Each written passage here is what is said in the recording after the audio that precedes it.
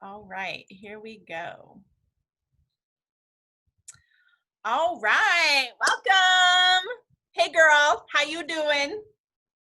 I am doing well. How are you? I'm doing good. How is you know, teaching virtually going for you? Well, that's one of the questions that I'm going to be talking to you about today. Hey. So, ready for my question? All right. So, let's see here. So tell everyone who you if they don't know you by now, like come on, but tell everyone who you are and what you do. So, I am Paige Engle, officially online as K Paige Engle, and I am a marketing director and a travel entrepreneur, a Francophile, and the owner of Paris by Paige. We have a bespoke stationery line that's Paris inspired with both cards and prints. I'm also a mentor and accountability partner for multi-passionate women who really want to step their game up. So that is what I am and who I do. Fantastical. And so you are here on the Ask Elaine the Brain show to ask me what? Okay.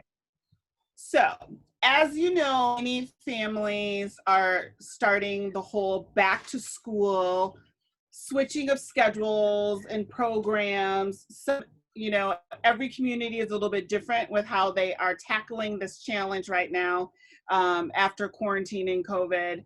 Some are going back in person, some are hybrid, some are virtual. We happen to be virtual here. I know that you and I have had extensive discussions on this topic and that you happen to be a really good expert in this topic. So I want you to talk to us a little bit about how we can best use our resources with being productive during this time. Oh, OMG. Okay. Productivity is like the thing that we all need. However, I think that we need to give ourselves a lot of grace, right? And I was listening Yes. to Brene Brown's new podcast called Unlocking Us, and she was talking about FFTs. Have you ever heard her use that before? No, no, explain it to It us. stands for if you have children listening, cover their ears. It stands for fucking first time. And she's Okay. talking about how she calls it the FFT, and how to give us some grace and space as we are diving into something that we have never done before. And when something is new and different, right, self-sabotage comes out and all of the feelings of inadequacy and all that because we've never done it before. And she's talking about we have never quarantined like this before. We've never had to social distance before. We've never had to do this sort of thing before. And so there's a lot of feelings that are coming up for people, and being aware of them is like the first step, right? Just being aware, I'm having these feelings. What is this really about? And going, oh, I've never done this before. So being productive while you have one or multiple kids learning virtually, like I can't even imagine having more than one, to be really honest with you. Those that do, like I literally bow down to you because I don't know how y'all are going to do it. I really truly don't. But I think that, you know, if you are trying to run a business and you have a child who is virtually learning, everything has to change. It is no longer business as usual. It is no longer going to be, all right, see you later. Bye. Have a great day at school. And then you get to work, right? No, right? Like this is new. This is unfamiliar territory. It's going to take some adjustments. There's going to be a lot of frustration. There's going to be a lot of, why is this happening?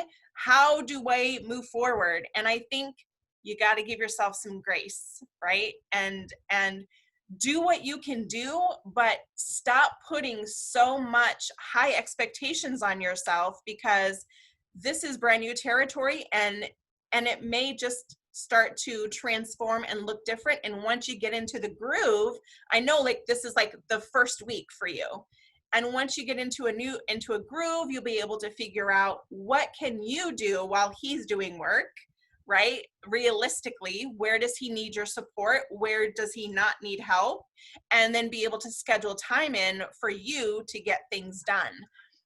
But I think that, Well, yeah. Oh, I was going to say the first thing that I thought of, just even with our conversations, was your philosophy of hell yes or hell no. So That's can you maybe talk with a little bit about that? Yeah. Yep. So the boundaries are what I call the hell yes and the hell no column, right? The hell yes is this is okay, right? This is okay. So for example, if you're in a meeting, right, and Robert needs help, what's the boundary? What's okay? What's not okay? And being able to communicate with him and say, hey, I'm getting ready to head into a meeting. Can he interrupt you if he needs to? Is this the kind of meeting where he can or cannot interrupt you? And so right. If you were to set up a do not disturb sign that says mom cannot be disturbed right now, here's what you can do if you need help, right? You're setting up the boundary, right? The hell no column is this is absolutely not okay. You cannot come and you cannot do X, Y, and Z. So you're basically, this is the rule. Clear is kind. That's what my girl Brene says. Clear is kind. Unclear is unkind. And so it just makes it easier for everyone if everyone's on the same table and everyone has the same expectations, because he's not a mind reader. He doesn't know. So it's important to just say, this is okay. This is not okay.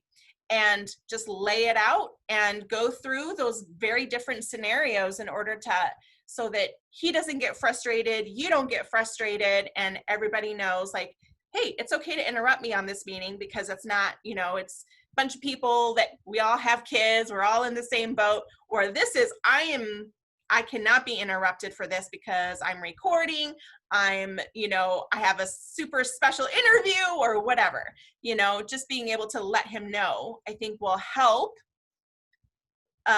set those boundaries so that everybody wins and that nobody gets, in trouble. Does that answer your question? Yeah, that does answer my question. So thank you. But in addition to that, I know that you and I are like true productivity fans and practitioners. Mm-hmm. So maybe you can even just tell us, because everyone's being pulled in multiple directions right now with work and home life. Talk to us a little bit about your cake analogy. Oh, so the cake analogy is from the planner. And the cake analogy, let me pull it out because this was actually a collaboration with my dot sister, Carol Williams. And so she has this cool thing called the productivity cake. And it is in here. Here we go. So she has multiple layers. The first layer is a health layer. Like the bottom of the cake is all about health. The next, so food, exercise, sleep, meditation, medication, and supplements. The next layer is environment. So what's your physical space, your motivating and clear goals, your circle of support, lighting your light. Your productivity layer is power focus, remembering to remember time and tasks, and procrastination and implementation, my two favorite words. And the top layer is the rinse, repeat, and sharpen, and then the icing is your why and purpose. And so she talks about how like there is this recipe for building a productivity cake, and how it's important to start with the bottom layer and move up, because if our foundation of our cake is, our health kind of has to come first. Are we taking care of ourselves? Are we nurturing ourselves? Are we getting good rest? Are we hydrating? Are we eating good food? If we're not doing any of those things, the foundation of our cake is gonna not be very good, right? And so I think that sometimes us ladies forget to take care of ourselves first. You know, the oxygen mask scenario. So as a mom who is now learning to virtually, you know, educate their child and try to run a business, how will you implement self-care time?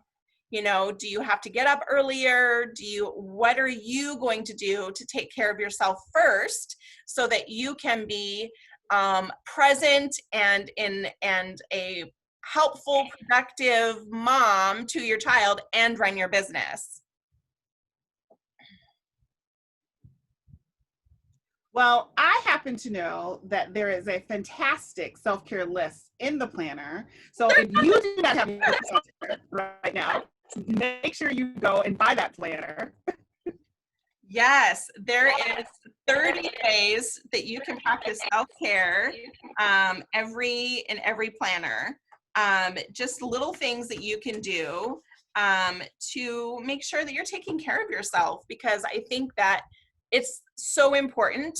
And once you can give yourself grace and space, give yourself some time, you know, whether that's going for a quick walk in the morning, whether that's enjoying a hot cup of tea, whether that is, you know, laying in bed for an extra 5 minutes or reading a book or whatever it is that fuels your cup, do that first, because it will just make the biggest difference in your day.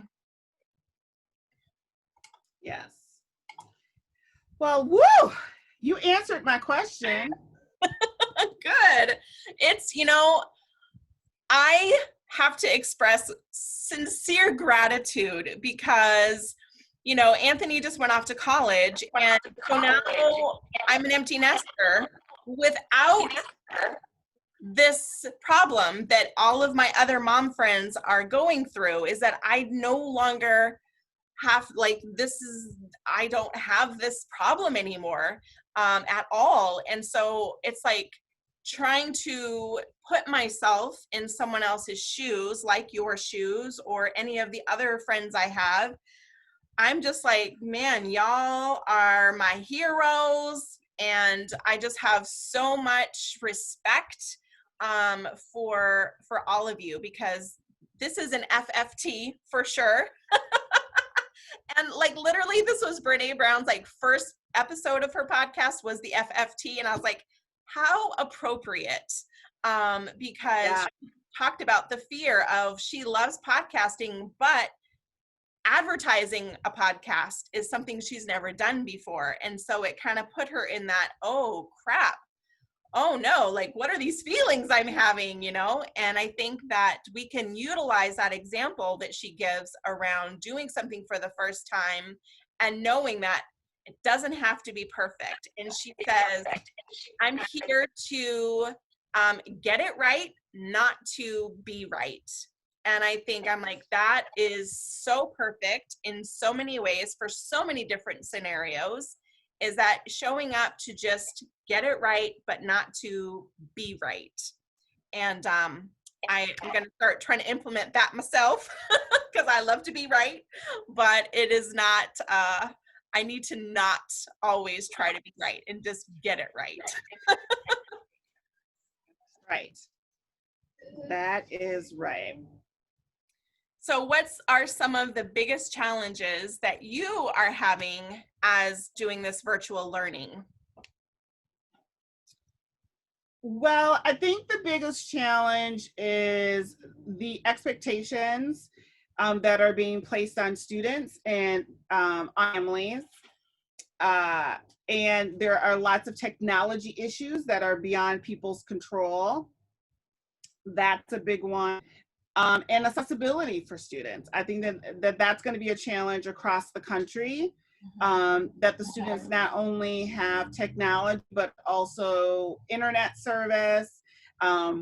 that the teachers and the students are able to communicate, as well as with the parents, what the expectations are. That has been one of my biggest, the things that I've noticed the most. You know, I'm a big picture person, Mhm. and there are definitely some gaps that are going to need to be addressed. Yeah. So you live in Wisconsin, right? And so school has Yes. already started for you on Monday. And so this is your first week of doing this. And so in Washington, school doesn't start for us until usually after Labor Day. So what might you give some recommendations to families who maybe haven't started school yet? What are some things that you could say would be, this is the biggest thing that that you might recommend to help other families navigate this new territory? What might you recommend for them? So the first thing I would say is to find out if your school actually, mine is in middle school now, and find out if there's actually a parent coordinator, like one key contact person that the parent could talk to about any sort of tech issues or teacher issues or anything like that. You need to have a contact person, and you need to have someone who's knowledgeable of the system and how the culture in the school and how that all works. The second thing I would say is make sure that you have contact with the teachers, whether that is, you know, an email address for the school, you know, officially. Just have a way to get a hold of someone, because they are going to be bombarded with a lot of questions, and you know, everyone wants to think that they're the most important and that their questions should be answered um, as soon as possible. So I would say that. And then thirdly, and most importantly, is having a discussion with your child that, kind of like Brene Brown is saying, not everything is going to be easy the first time out of the gate, and that you know, the children need to be patient with themselves, because literally one of the hardest things for us is going from 10 years old, having limited access to the internet, computer, and all that kind of stuff just because of me as a mom, to now being 11 and them wanting him to have full access to email and Google and all those type of things. Different families have different restrictions and boundaries on the online usage. And I think that parents need to be prepared for the fact that what you may do personally may not be in conjunction or on the same page with what the school is expecting from the child. Right. Wow. Those are some really, really important things that I don't know if every school really has like sat down and really truly mapped out yet for how are they going to navigate this brand new territory, and expect that there are going to be complications, and how will those be handled. And I really truly hope that everybody can come out at the end of this feeling good. It's going to be a rough and rocky start, you know, but hopefully in the end it will all come together, and then it will be, you know, easier as we continue to move forward, that it will get easier. That is my hope for everybody. That is my hope as well. She's like, for real. Please make this easier, because right now it is not so easy. So, well, anything. It's very interesting. It's Yeah, very interesting. yeah, yeah. It's such an FFT here for everyone, right? Yeah. Yes. So, well, thank you so much for being a guest on the Ask Elaine the Brain show. It was lovely that we could actually, like, you know, talk a little bit, and then you could share some experience, because like I said, a lot of people that I know have not yet had to dive into this situation yet. So it could be really helpful for them just to kind of get an idea that, oh crap, we might have some technical difficulties to deal with at first, and that this is going to not be easy. It's not going to be easy, but it can hopefully all work out. So thank you for sharing your expertise and your experience so far.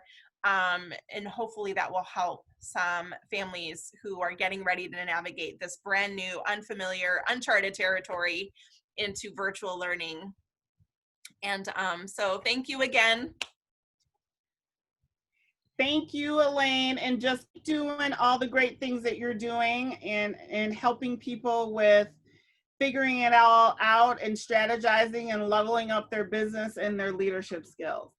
Thank you, darling. I will see ya.